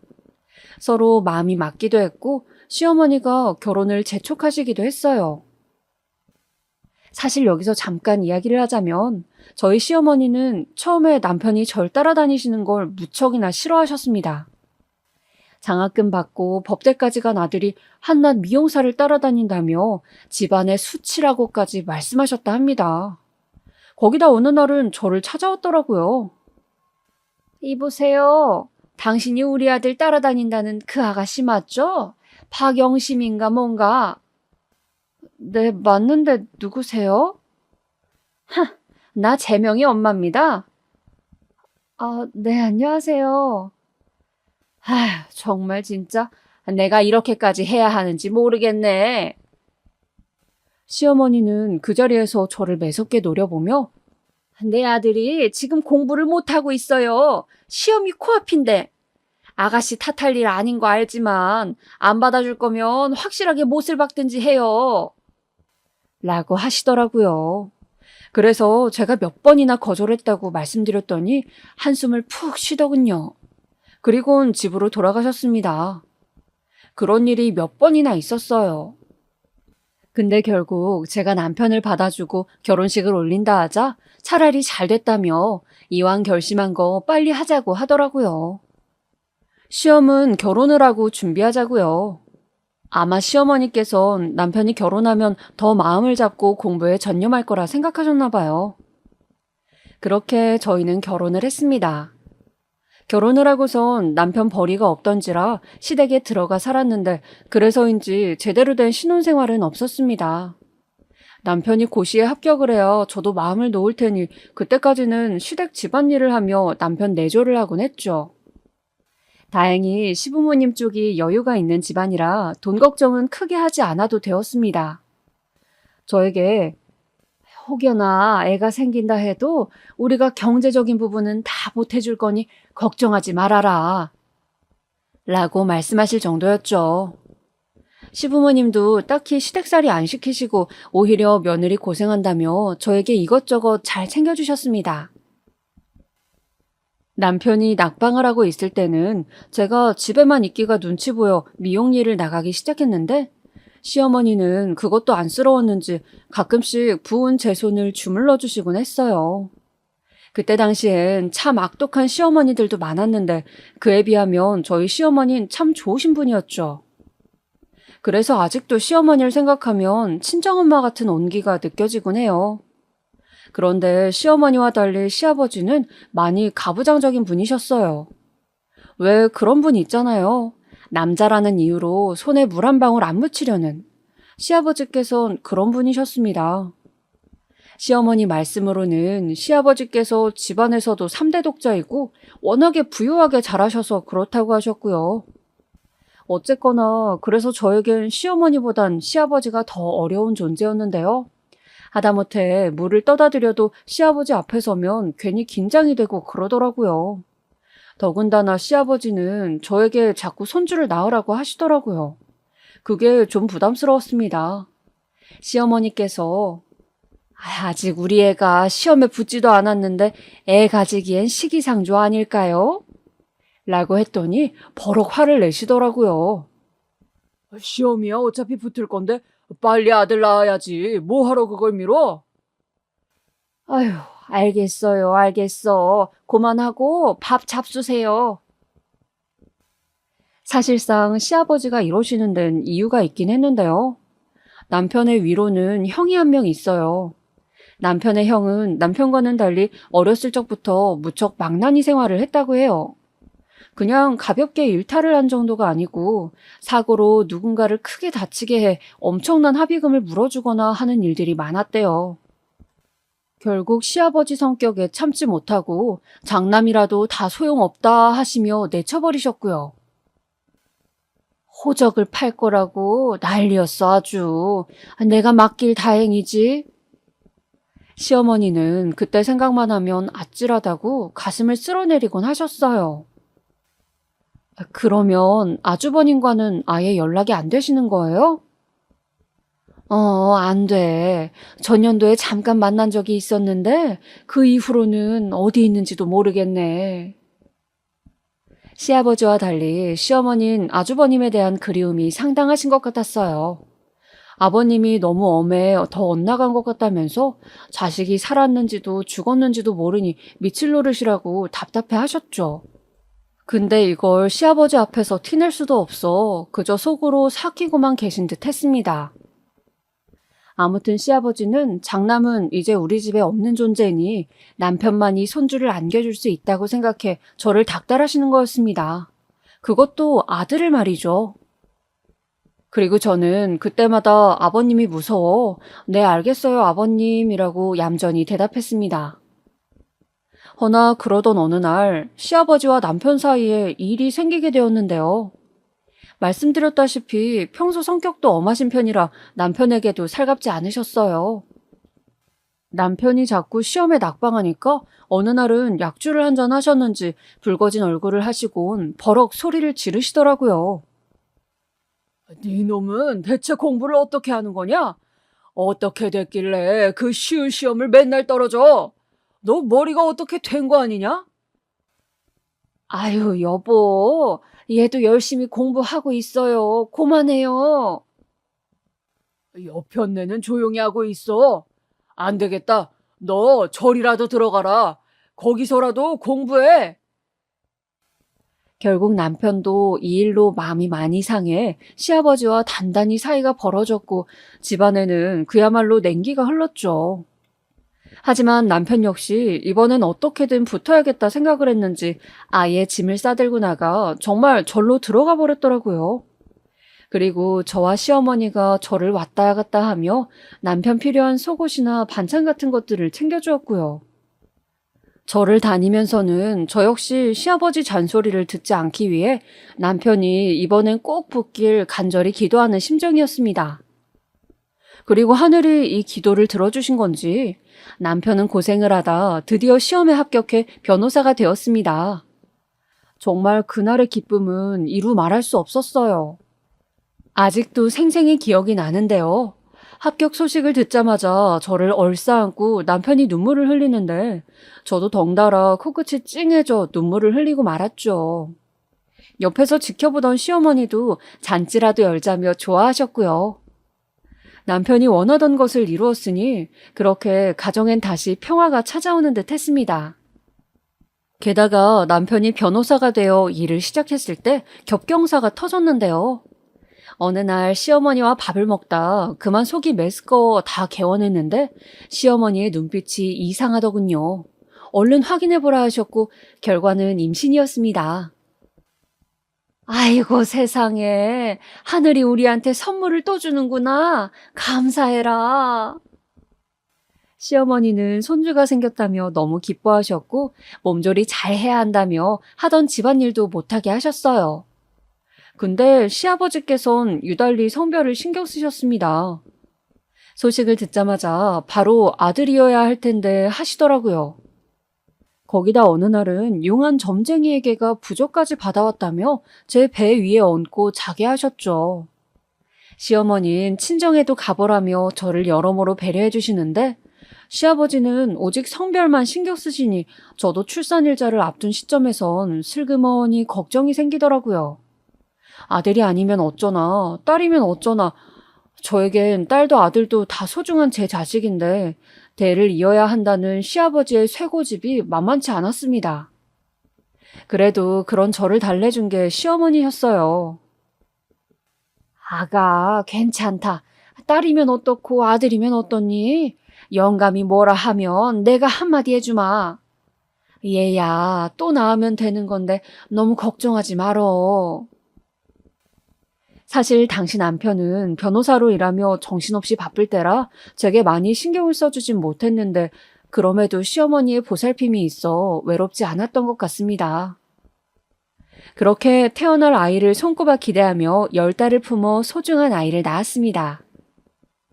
그런데 참 애석하게도 딸이었어요. 남편이나 시어머니는 좋아하셨지만 그 바람에 시아버지의 구박을 많이 받게 되었죠. 출산도 힘들었지만 산후조리 과정도 그에 못지않게 무척 아프고 힘들었는데 시아버진 저를 볼 때마다 끌끌 혀를 차시는 바람에 제대로 된 산후조리도 못했던 것 같습니다. 마음이 불편하니 차라리 이럴 거면 친정에 내려가 있을 걸 하는 후회가 절로 들었습니다. 시어머니도 저를 보며 아유, 내가 너를 그냥 친정에 보낼 걸 하시며 미안해 하셨고요. 하지만 그것도 잠시 곧 육아로 정신없이 바빠져 시아버지는 신경도 쓰지 못하게 되었습니다. 잠이 부족해 매일 집안일을 하다가도 졸기 일쑤였고 시어머니가 도와주시긴 했지만 갑자기 빨래를 개다가도 혼자 기절하듯 자기도 했죠. 그러다 점차 육아에 적응이 되고 아이가 1살쯤 되자 저도 숨 돌릴 시간이 났습니다. 그런데 그러던 어느 날 시아버지가 저를 안방으로 부르시더라고요. 아버님, 무슨 일로 부르셨어요? 너 얼른 둘째 준비해라. 네? 더울 많은 것도 안 좋다. 둘째는 사내여야 하는데 계집애한테 기눌려 살면 안 되지. 손녀를 계집애라고 지칭하실 때부터 저는 풀이 확 죽었습니다. 시아버지께선 딱히 손녀에 대한 정은 별로 없으셨습니다. 보면 가끔 귀여워해 주시긴 하셨지만 그것도 잠시 아들 이야기를 입에 담으시곤 했거든요. 결국 남편도 저도 그 성화에 지쳐 둘째 계획을 갖게 되었습니다. 그리고 제가 임신이 잘 되는 몸인지 빠르게 둘째도 갖게 되었어요. 하지만 그 무렵 생긴 끔찍한 일은 모든 걸 다 앗아가 버리고 말았습니다. 뱃속에 있던 아이까지 송두리째 말입니다. 딸아이를 돌보고 있던 평화로운 나날 한가운데서 한 통의 전화를 받았습니다. 김영심 씨 되시죠? 지금 유명재 씨가 교통사고가 나 위중한 상태로 병원에 있으니 빨리 와주셔야겠습니다. 옆에서 제 안색이 시퍼렇게 질리자 시어머니께서 무슨 일이냐 묻는데 순간 그 목소리가 굉장히 멀게 느껴지더라고요. 저와 시부모님은 전화를 받자마자 그 길로 곧장 병원에 달려가긴 했습니다만 남편을 살릴 수는 없었습니다. 마지막 인사를 할 수 있는 시간만이 허락되었고 저는 그저 허망한 말만 하다 떠나보내고 말았습니다. 장례식장의 분위기는 처참하기 그지없었습니다. 시어머니는 마치 영혼이 빠져나간 얼굴로 앉아 계셨고 저는 우는 딸아이를 달래지도 못한 채 남편의 영정사진만 바라보고 있었습니다. 그때 남편의 영정사진 속 얼굴이 참 밝고 환했던 게 기억이 납니다. 그렇게 젊은 남편이었는데 시험에 합격한 지 얼마나 됐다고 그 고생을 다 보상받지도 못한 채 이대로 거두어 가신 것이 너무나 안쓰럽고 하늘이 원망스러웠어요. 남편의 장례가 끝나고 가장 많이 힘들어하신 분은 시어머니셨습니다. 시어머니는 거의 제정신으로 있지 못하셨습니다. 제가 죽이라도 드시라 갖다 드리면 한 숟갈 드시곤 하루를 쫄쫄 굶으셨고 그 상태로 계시다 몇 번을 쓰러져 병원에 가셨죠. 시아버지 역시 자식을 잃은 슬픔이 참담하신지 매일같이 술을 드셨습니다. 제 슬픔도 컸지만 저로선 시부모님을 봉양해야겠다는 의무가 남아있었으니 슬퍼할 여력도 없이 시부모님을 보살펴야 했습니다. 그러던 어느 날 시어머니께서 무언가를 잡수시더니 갑작스레 쓰러지셨고 그 길로 시어머니는 며칠 버티시다 그만 세상을 떠나시고 말았어요. 알고 보니 자식을 잃은 충격을 견딜 수 없으셨던 건지 시어머니께선 홀로 세상을 등지는 선택을 하시게 된 거였습니다. 허나 남편에 이어 시어머니까지 연달아 상을 치르자 그땐 저 역시 충동적으로 세상을 뜨고 싶었습니다. 엄마, 엄마 하며 저를 찾는 어린 딸이 아니었다면 말이죠. 참 막막했습니다. 게다가 저는 그 충격으로 유산까지 했고 시어머니와 남편마저 떠난 집안엔 저와 시아버지 단 둘만이 남아있었어요. 어머님, 저 혼자 어떻게 살라고. 여보. 그렇게 어머님의 사진에 대고 남편의 사진에 대고 울부짖었던 날이 하루 이틀이 아니었죠. 그런데 어느 날 정신이 조금 드신 시아버지가 제게 그러더군요. 조그마한 집을 얻었으니 그곳으로 가서 살아라. 여기 있으면 마음만 더 힘들어질 게야. 아버님. 좋은 사람 만나 잘 살거라. 여긴 다 있고. 너무나 쓸쓸하신 표정으로 그런 말씀을 하시는 시아버지. 정말 발걸음을 돌리기 힘들었지만 사실 시아버지 말이 맞았습니다. 이 집에 계속 있다간 저도 정신을 차리기가 힘들 것 같았고 제 자식도 제대로 돌보지 못할 것 같았어요. 그래서 하는 수 없이 시아버지께서 마련해 주신 집으로 나가 딸아이와 나가 살게 되었습니다. 그러던 중에도 혼자 계실 시아버지가 신경이 쓰여 일주일에 몇 번씩 그 집을 들러 시아버지를 살피고 오곤 했죠. 늘상 안 와도 된다, 오지마 라고 말씀하시긴 했지만 혹시나 시어머니와 같은 선택을 하실까봐 걱정이 되었으니까요. 그런데 어머니와 남편을 동시에 떠나보낸 해에 참 묘한 일이 생겼습니다. 제가 시아버지를 살피러 간 날 바로 아주버님이 집을 찾아오신 거였죠. 어머니와 남편이 떠났다는 소식을 뒤늦게 알게 되었다며 아주버님은 그 자리에서 통곡을 했습니다. 재명아, 미안하다. 어머니, 죄송합니다. 정말 죄송합니다. 아주버님은 어머님과 남편의 사진 앞에서 무릎을 꿇고 한참 동안이나 눈물을 흘렸고 아버님에게 장례식에 가지 못해 죄송하다고 사죄했습니다. 그런데 아버님도 어머님과 남편을 잃고 나선 많이 기운이 빠지신 건지 평소 같았으면 바로 내쳤을 아주버님을 가만히 그저 두고 보고만 있더라고요. 그 모습을 보고 있자니 그거대로 안쓰럽게 느껴졌습니다. 아주버님은 저와 시아버지에게 이리 말하더군요. 이제부터라도 장남 노릇하고 싶습니다. 아버지 모시고 여기 있는 재수씨 살피면서 그렇게 살아계실 때 못했던 거 다 하고 싶습니다. 내 동생 참 착한 놈이었어요. 맛있는 게 있으면 저부터 챙겨주고 나눠주고 하는 그런 놈이요. 근데 전 형이 돼서 한 번도 잘해준 적이 없었어요. 맨날 사고쳐 같이 혼나게만 했지. 멀리서나마 내 동생이 변호사 됐다는 소린 들었는데 그때도 찾아가지 못하고 먼 발치에서만 바라보고 있었습니다. 근데 내 동생이 왜 차라리 나를 데려가시지. 재수씨, 혼자 그 힘든 장례 치르게 해서 미안합니다. 그때 아주버님이 하신 말이 왜 그리 눈물이 나던지 못다 했던 슬픔을 토해내듯 저는 하염없이 울었고 시아버지 역시 눈물이 그렁하셔선 뒤돌아 눈물을 훔치셨습니다. 아무튼 그 이후로 아주버님은 따로 사는 저희에게도 부족한 건 없는지 살뜰하게 살펴가며 이것저것 챙겨주셨습니다. 특히 경제적인 부분에서 많이 챙겨주었어요. 번번이 감사해요. 이걸 받아도 될지. 아이가 크고 나면 꼭 일해서 이 돈 다 갚을게요. 아니에요. 갚는다뇨? 그런 말 마세요. 오히려 저는 재수 씨가 이 돈 써주는 게 마음 편해요. 아주버님도 참 감사합니다. 어쨌든 잘 쓰겠습니다. 아주버님은 그렇게 든든한 버팀목이 되어주셨어요. 그리고 저희 애를 무척이나 이뻐해 주셨는데 아마도 그게 저희 남편에 대한 못다한 사랑이었던 것 같습니다. 아직 다 자라지 않은 제 딸 얼굴을 보며 우리 재명이 반, 재수씨 반 닮았네요 하며 슬프게 웃으시곤 했으니까요. 물론 그동안 저희 친정에서도 저에게 이따금씩 연락이 오기도 했어요. 과부된 딸 거기 두는 게 마음에 걸리셨던 건지 어머니께선 고향으로 언제 내려올 거니 너 미용실 차린다 하지 않았어? 하고 묻곤 했어요. 근데 남편과 시어머니의 흔적이 남아있는 이곳을 저버릴 의지가 생기지 않더군요. 고향으로는 차마 발길이 떨어지지 않더라고요. 그래서 그때마다 이를 꽉 깨물곤 어머니 나중에 갈게요, 꼭 갈게요 하며 차일피일 미루곤 했습니다. 그 후 저는 천천히 상실의 슬픔을 극복해 나갔습니다. 남편과 시어머니가 그리우면 시댁에 들러 아버지와 아주버님과 시간을 보내기도 하고 아주버님의 도움으로 차린 미용실에서 열심히 일을 하며 마음의 안정감을 많이 되찾았습니다.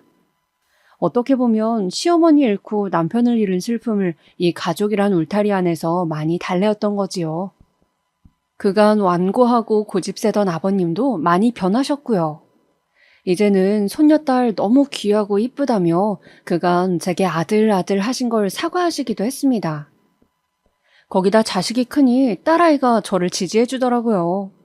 딸아이는 미용실로 친구들을 끌고 왔습니다. 딸아이는 무척 쾌활하고 밝은 성격이었는데 아마 남편을 많이 닮은 듯 했습니다. 다만 딸아이는 공부하는 걸 별로 싫어해 공부하는 담을 쌓고 매일 허구한 날 친구들과 놀곤 했는데요. 그렇다고 사고를 치는 건 또 아니라 딱히 혼낼 일이 없었습니다. 그저 정말 열심히 놀기만 했거든요.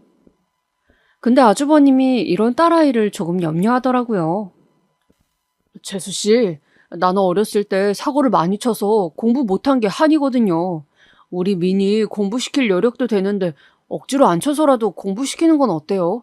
나중에 애가 후회할까 봐서요. 아주버님 말을 들으니 그건 또 그거대로 맞는 말 같긴 하더라고요. 그래서 어느 날 딸애를 데리고 이제부터 숙제 안 하면 엄마한테 혼날 줄 알아 하고 으름장을 놓았는데 씨알도 먹히지 않았습니다. 오히려 엄마 큰아빠한테 무슨 말 들었지? 내가 눈치 몇 단인데 나 엇나가지 않을 거니까 걱정 마 하며 저보다 위에 있더라고요. 그 말을 그대로 아주버님에게 전해드렸더니 아주버님도 할 말이 없다는 듯 그냥 웃었습니다. 사실 뭐 공부를 잘해야 바른 학생, 착한 학생인가요? 우리 민이 어른들에게 예의도 발랐고 의리도 있었습니다. 뭐든 주도해서 잘하는 아이였습니다.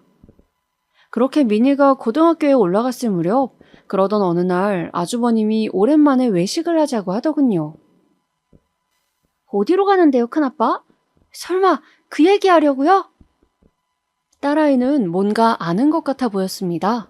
뭐지 싶어 아주버님을 보니 생전 처음 보는 쑥스러운 얼굴로 쉿, 조용히 하고 있어. 재수씨, 제가 천천히 식사하면서 말씀드릴게요. 하더라고요. 그리고 그날 아주버님은 저희에게 만나고 있는 여자가 있다며 결혼하고 싶은 상대인이 집으로 데리고 오겠다고 하더라고요. 사실상 아주버님 지금까지 혼자 지내는 거 저도 마음 많이 쓰였습니다. 몇 번 만나는 사람이야 있는 것 같아 여쭤보았는데 그때마다 결혼 상대로는 모르겠어요 하길래 내심 아쉬웠죠. 근데 이제야 좋은 상대를 만났다 하시니 진심으로 기뻤습니다. 지금까지 아주버님이 주신 도움 없었으면 우리 민이 제대로 못 키웠을 거예요. 덕분에요. 이제는 아주버님이 행복해지셨으면 좋겠네요. 그리고 저는 형님 되실 분을 기대하며 첫 만남 자리에서 20첩 반상을 준비했습니다. 오바라 할 수도 있겠지만 아주버님과 결혼하실 분이니 정성을 보여드리고 싶었죠. 처음 본 형님의 인상은 차분했고 어딘지 날카로운 느낌도 드는 분이었습니다. 박사학위를 따신 분이라 들었는데 그래서인지 말투에서나 행동에서 많이 배운 사람인 것 같다는 느낌이 폴폴 풍겼어요. 근데 그런 것보다요, 중간중간 아주버님이 형님을 무척 사랑하신다는 게 느껴져 보는 내내 흐뭇하더라고요. 시아버님도 이제야 장남이 장가간다며 흡족해 하셨고 얼른 날짜를 잡으라고 성하셨어요. 그렇게 두 사람 나이가 적지 않은 만큼 빠르게 식이 치러졌고 형님은 시댁에서 살게 되었습니다. 하지만 이때부터 제가 골치 아플 일이 생기더라고요.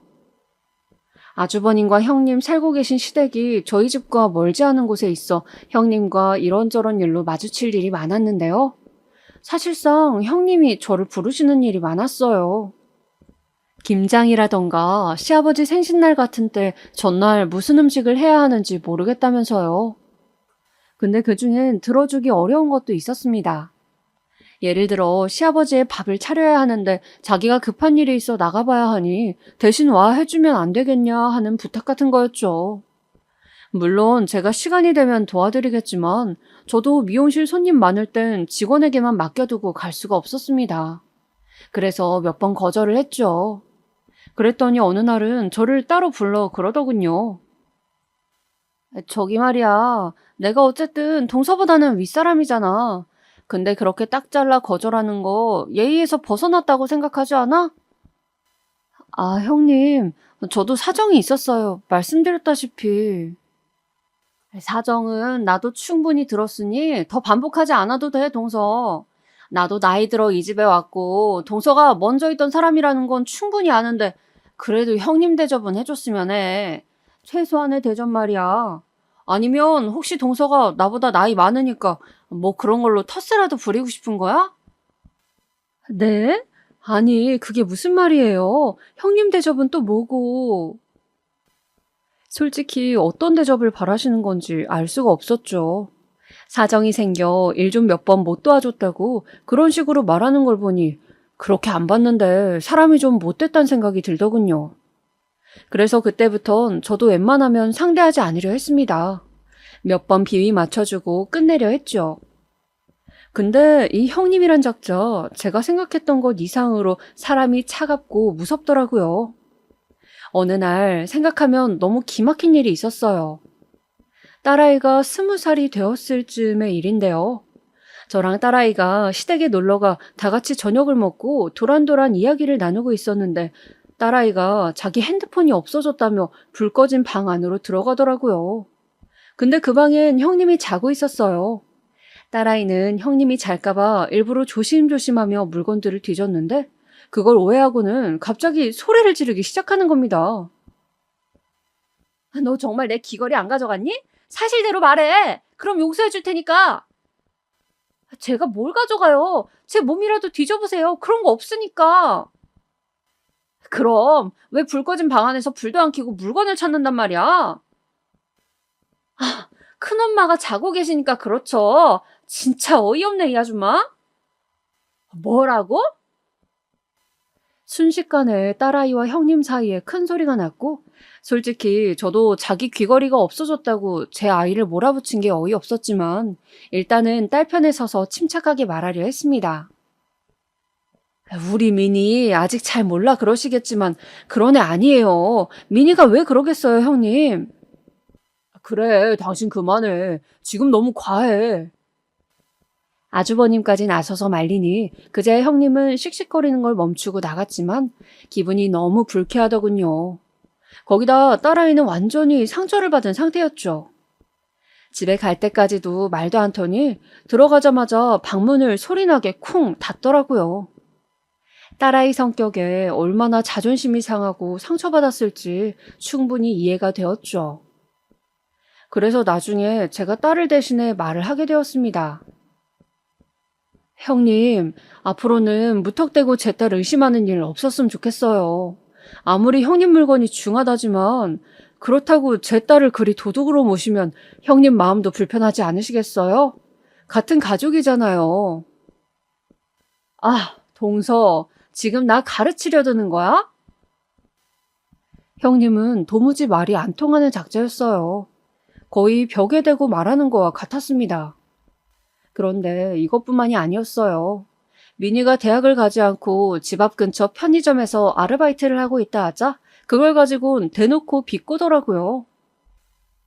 요새 솔직히 말해서 대학 안 가는 애가 어디 있어? 동서도 잘 생각해. 얘 미래를 위해 뭐가 좋을지. 부모가 방관하면 애 인생 망가지는 거 한순간이야. 형님, 제 딸도 생각이 있어요. 대학은 가고 싶을 때 가도 된다 생각해요. 동서가 애 교육을 그렇게 잘 알아? 그래서 미니가 저렇게 사는 거야? 저렇게 산다뇨? 우리 미니가 어때서요? 아니, 왜 소리를 지르고 그래? 동서, 지금 이게 나한테 무슨 태도야? 그때는 저도 너무 화가 나 형님에게 버럭 소리를 지르고 말았습니다. 허나 이 말을 딸이 뒤에서 듣고 있었을지는 몰랐어요. 나중에 미니는 이 일을 두고 자기 인생에서 가장 자존심 상한 일이라고 하더군요. 저는 참 이해할 수가 없었어요. 왜 제 자식 키우는 일에 남들이 이래라 저래라 입을 대는 건지. 저는 주변에서 뭐라 하든 제 딸이 자기가 스스로 인생을 책임지고 살 수 있을 거라 믿었어요. 제 자식이니 그건 제가 누구보다 제일 잘 안다고 생각했어요. 아무쪼록 형님과는 그 후 최대한 거리를 유지한 채 지냈고 그리 살고 있던 어느 날이었죠. 어느 날 제 딸 미니가 대학 다니는 친구한테 법전 하나를 받아보게 되었나 봐요. 근데 그걸 보더니 관심이 생겼는지 대뜸 저에게 그러더군요. 엄마, 나 로스쿨 준비해보고 싶은데 어떻게 생각해? 로스쿨을? 응, 학사학위가 있으면 입학 조건이 된다 하더라고. 그래서 학사학위만 취득하고 로스쿨 준비해보려고. 추진력 강한 딸답게 학사학위를 취득하더니 로스쿨 입학시험 준비를 하기 시작했어요. 딸은 같은 로스쿨을 준비하는 친구들과 함께 스터디 같은 모임도 하면서 열심히 했어요. 아침 10시부터 시작해서 엉덩이 떼지 않고 새벽 4시까지 공부를 했으니 옆에서 보는 저로서도 딸에게 이런 열정이 있었나 싶어 신기하긴 했습니다. 그런데 이 소식을 우연히 형님께서 접하게 되었나 봐요. 딸의 SNS에 로스쿨을 준비한다는 글을 보고는 전화를 걸었더라고요. 그러면서 하는 말이 참, 미니 걔도 용기가 대단하다. 아니, 뭐라도 해보려 한다니 다행이긴 한데 말이야. 로스쿨이라니 너무 높지 않겠어? 내가 몇십 년 공부만 한 사람으로서 말하는데 공부가 결코 쉬운 게 아니거든. 아, 네, 형님. 처음엔 그냥 흘려들으려고 대강 대답만 하고 끊으려 했어요. 근데 점점 말의 강도가 지나치더라고요. 자기가 박사학위 딸 때까지 얼마나 힘들었는지 엉덩이 붙이고 앉아 공부하는 게 아무나 할 수 있는 일이 아니라는 둥 결국 하고 싶은 말은 우리 딸이 오르지도 못할 나무를 보고 있단 말인 듯 했어요. 머리가 바로 지끈거려왔죠. 저 형님, 일단은 제가 하던 일이 있으니 끊을게요. 다음에 연락해요. 하고 전화를 끊으려 했지만 급기야 이 양반은 해선 안 될 말까지 하고야 말더라고요. 유전자라는 게 있잖아. 돌아가신 서방님도 변호사 시험 수십 번 낙방했다며. 나야 걱정이 돼서 그러지. 미니가 괜히 그런 거 도전하다 몇 년간 개고생할까 봐. 차라리 미니는 얼굴도 이쁘장하니 취직이나 하는 게 낫지. 아, 형님. 정말 너무하시네요. 취집이요? 제 딸한테 지금 시집이나 가라 이 소리예요? 형님이 뭔데 제 딸 인생 설계까지 하시려는 거예요? 틀린 말도 아닌데 뭘 그리 발끈해? 그럼 멍청한 유전자가 어디 가겠어? 동서 대학 안 나왔잖아. 기가 막혔습니다. 멍청한 유전자? 그건 대학 나오지 않은 저를 향해 쏘는 단어였어요. 근데 저를 향한 공격을 넘어 제 딸에게 그런 말을 해대니 어미로서 참을 수가 없더군요. 저는 그만 탁소리 나게 전화를 끊곤 곧바로 아주버님에게 전화를 해 잔뜩 흥분해 형님이 있던 말을 모조리 전했습니다. 진짜 그 사람이 그런 말을 했어요?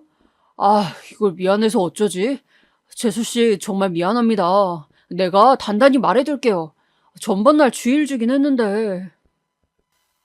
아주버님은 충격받으신 말투로 뭐라 말해야 할지 모르겠다며 계속 사과를 전하셨지만 그 말 또한 들리지 않더군요. 웃긴 건 그 이후였어요.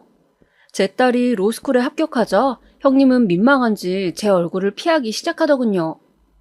그때부터는 찍소리도 못하고 로스쿨이 끝이 아니라나 뭐라나 하며 혼자 궁시렁대더라고요. 하지만 사람 인생이 참 기묘하다고 생각되는 게 이런 부분인 것 같아요. 제 딸이 로스쿨을 졸업하고 최우수 성적으로 변호사 시험에 패스해 대형 로펌에까지 들어가게 되었을 때 일이 생긴 거죠. 아주버님을 통해 직접 이 소식을 듣게 되었는데요. 저로서도 놀랄 수밖에 없었습니다. 형님이 이 정도로 악질일 줄은 몰랐으니까요. 알고 보니 아주버님 몰래 투자 사기를 벌여 몇십억의 손해를 끼쳐 경찰에 끌려갔다는 거였어요. 아주버님은 이 일을 전혀 모르고 계셨다가 남편이란 이유로 같이 연루되어 조사를 받게 되셨다 하고요. 저야 아주버님을 오래 봐왔으니 그럴 뿐이 아니시라는 거 누구보다 잘 알고 있었습니다. 그러니 더 걱정되는 마음이었죠. 거기다 그날 바로 딸아이에게서 전화까지 걸려왔어요. 엄마, 큰엄마가 저한테 오늘 전화가 왔는데 아휴, 좀 곤란하네. 왜? 너한테 혹시 뭐 부탁하디? 자기 변호를 해달라고 하는 거야. 자기 감옥 가면 안 된다고 하면서. 기가 막혔어요. 심지어 형님은 이에 그치지 않고 저에게까지 전화를 걸어와 애걸했습니다. 동서, 나 한 번만 살려줘. 민희 동서 말이면 듣잖아. 나 이대로 감옥에서 썩을 수 없어. 제발 부탁 좀 할게. 민희가 변호 안 해도 괜찮아. 거기 유명한 로펌이잖아. 제발 나 좀 도와줘. 애걸하는 형님의 목소리는 애처로울 지경이었습니다. 허나 제가 이미 도울 수 있는 부분이 아니었어요. 다른 사람들 인생을 망쳐가며 손해를 끼친 사람, 상식적으로든 윤리적으로든 맞지 않다고 생각했습니다. 그리고 딸 인생에도 도움이 되지 않을 것 같았고요. 그래서 저는 그냥 조용히 도움 못 드리겠다고 하곤 전화를 끊어냈죠. 전화를 끊고 생각하니 참 사람 인생이라는 게 한치 앞을 모른다는 생각이 들더군요. 형님이 이렇게 사기죄로 입건되어 제 딸에게 자기 인생을 구걸하게 될지 어찌 알았겠어요. 아무튼 그 이후 형님은 재판을 받고 감옥에 가게 됐고 아주버님은 혐의가 없다고 판정되어 풀려났습니다. 다만 형님이 그리 되신 이후로 아주버님은 많이 힘들어 하셨죠. 아무래도 살 맞대고 산 사람이 거액의 투자 사기를 벌여 그리 되었다는 게 받아들이기 쉬운 일은 아니잖아요. 그래서 요즘 가끔 딸아이와 들러 아주버님을 종종 챙겨드리고 있어요. 다행히 웃음도 조금씩 찾으시고 다시 일도 나가고 계세요. 저희에게 많은 도움 주신 만큼 아주버님께서 앞으로는 좋은 인연을 만나 다치시는 일이 없었으면 좋겠네요. 지금까지 길고 지루한 저의 이야기 들어주셔서 너무 감사하고 오늘 하루 행복하게 보내세요.